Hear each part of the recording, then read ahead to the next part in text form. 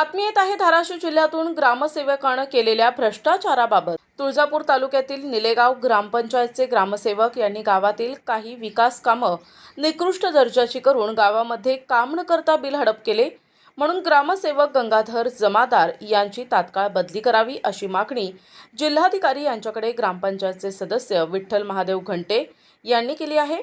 गावामध्ये विकासाच्या नावावर सरपंच आणि ग्रामसेवक काम न करता बिल उचलत आहेत, अशा सरपंचावरती कायदेशीर कारवाई करावी अशी मागणी गावकऱ्यांच्या वतीने केली जात आहे। तुळजापूर तालुक्यातील निलेगाव ग्रामपंचायतमध्ये सरपंच व ग्रामसेवक यांनी मिळून मोठ्या प्रमाणात भ्रष्टाचार केला आहे व तसेच झालेले निलेगावातील जे विकास कामे आहेत ते अत्यंत निकृष्ट दर्जाचे आहेत व सध्या चालू असलेले सांडपाणी व घनकचरा व्यवस्थापन याचं जे एस्टिमेट आहे त्या एस्टिमेटनुसार कामे होत नाहीत व ज्या ठिकाणी गरज नाही अशा ठिकाणी त्यांचं कामकाज चालू आहे।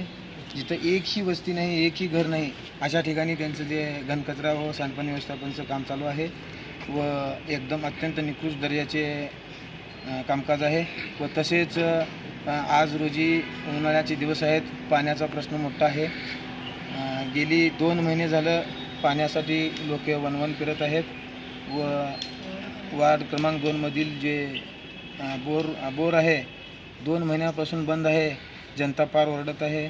त्यासाठी अशा भ्रष्ट ग्रामसेवकावर सरपंच व ग्रामसेवकावर योग्य ती कारवाई व्हावी व ग्रामविकास अधिकारी यांची बदली करण्यात यावी अशी आमची मागणी आहे।